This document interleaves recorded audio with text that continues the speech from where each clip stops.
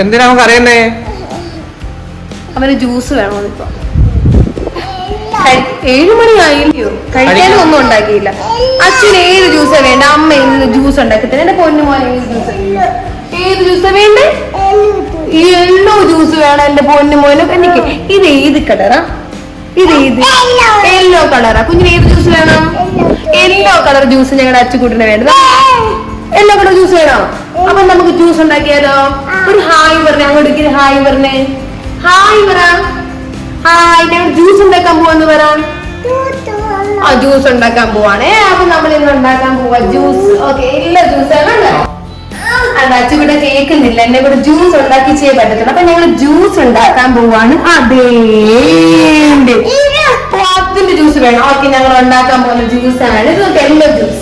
അച്ചുക്കുട്ടൻ അപ്പൊ TV കാണാൻ പോയിട്ടുണ്ട്. തക്കാലം ഞാൻ സമാധാനിപ്പിച്ച് വിട്ടിട്ടുണ്ട്. അപ്പൊ നമുക്ക് ഇന്ന് ഷവാം ജ്യൂസ് എങ്ങനെയാണ് പ്രിപ്പയർ ചെയ്യുന്നത് നോക്കാം. ഓക്കെ, ഇപ്പം നമുക്ക് ഷവാം സീസൺ ആണ്. അപ്പൊ ഈ ഒരു ഫ്രൂട്ട് നമുക്ക് മാർക്കറ്റിലൊക്കെ നല്ലപോലെ അവൈലബിൾ ആണ്. നല്ല ഹെൽത്തി ഫ്രൂട്ടാണ്. സോ നമുക്ക് ഇതിങ്ങനെ ഇരിക്കും ഉണ്ടാകും. നമുക്ക് ഫസ്റ്റ് സ്റ്റെപ്പ് എന്ന് പറയുന്നത് ഇതിന്റെ ഈ ഒരു പുറം ഭാഗമില്ലേ, ഇത് നമുക്ക് ചെത്തി കളയണം. ഇത് നന്നായിട്ട് ചെത്തി കളഞ്ഞ് കൊടുക്കാം. എന്നിട്ട് ഇതിനകത്തിരിക്കുന്ന കുരുവും എടുത്ത് കളയണേ. പിന്നെ അതിന്റെ ഹാഫേ എടുത്തിട്ടുള്ളൂ. അച്ചുകൂട്ടിന് കൊടുക്കുന്നതിന്റെ കൂട്ടത്തിൽ ഞങ്ങൾക്കും കുടിക്കാമല്ലോ കുറച്ച്. ഹാഫ് മാത്രമേ ഞാനിപ്പോ എടുക്കുന്നുള്ളൂ. എളുപ്പം നമുക്ക് ഇതേപോലെ ചെത്തി കൊടുത്താൽ മതി. 5 മിനിറ്റ് കാര്യമുള്ളൂ.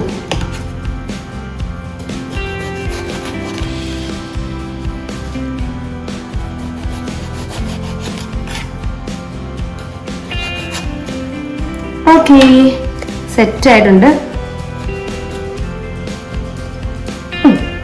എന്നിട്ട് ഇത് ജസ്റ്റ് ഇങ്ങനെ കീറിയിട്ട് അപ്പൊ നമുക്ക് എടുക്കാൻ കുറച്ചുകൂടി എളുപ്പമായിരിക്കും.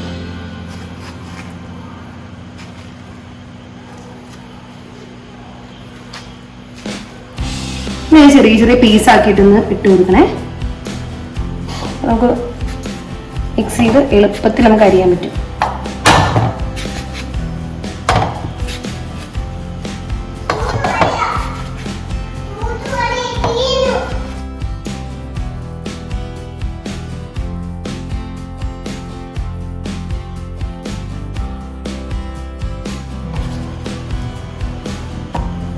ഇതുപോലെ നല്ല ചെറുതായിട്ട് ഇങ്ങനെ അരിഞ്ഞിട്ട് കൊടുക്കണം.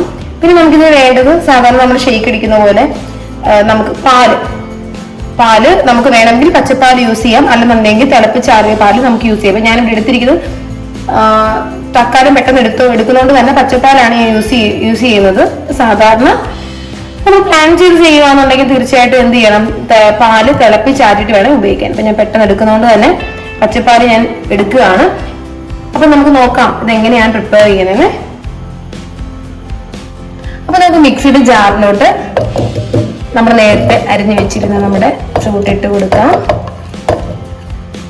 എന്നിട്ട് ഡേറ്റ്സ് ഒരു 2-3 ഡേറ്റ്സ് എടുത്തിട്ടുണ്ട്. നേരത്തെ എടുക്കുവാണെങ്കിൽ നമ്മൾ കുതിർത്തെടുക്കുന്നതായിരിക്കും ബെറ്റർ കേട്ടോ.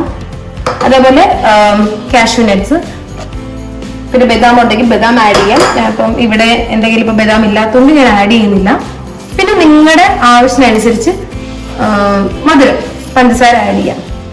ഇപ്പം തക്കാലം നമുക്ക് ഇത്ര ആഡ് ചെയ്യാം. നമുക്ക് ഇടയ്ക്ക് വെച്ച് നോക്കാം. എന്നിട്ട് പാലിന് മുന്നേ ഒരു ഫ്ലേവറിനായിട്ട് ഏലക്ക നമുക്ക് ആഡ് ചെയ്ത് കൊടുക്കാം. വേണമെങ്കിൽ മതി, താല്പര്യം ഇല്ലാത്തവർക്ക് ഇത് സ്കിപ്പ് ചെയ്യാം. അപ്പൊ ഞാനൊരു ചെറിയൊരു ഫ്ലേവർ കിട്ടിക്കോട്ടെ എന്ന് വിചാരിച്ചിട്ട് ഒരു 2 ഏലക്കയുടെ സീഡ് ആഡ് ചെയ്യണം.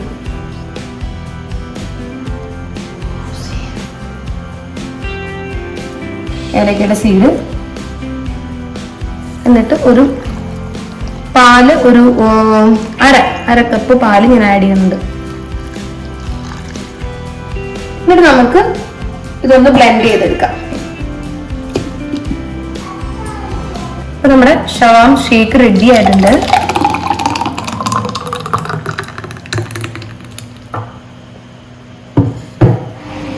ജ്യൂസ് എന്ത് പറയുന്നത്? നമ്മ ജ്യൂസ് വരുമ്പോ എന്താ പറയണം? ജ്യൂസ് ഒരാളൊരു കാര്യം തരുമ്പോ എന്ത് പറയണ്ടേ? Thank you, very good.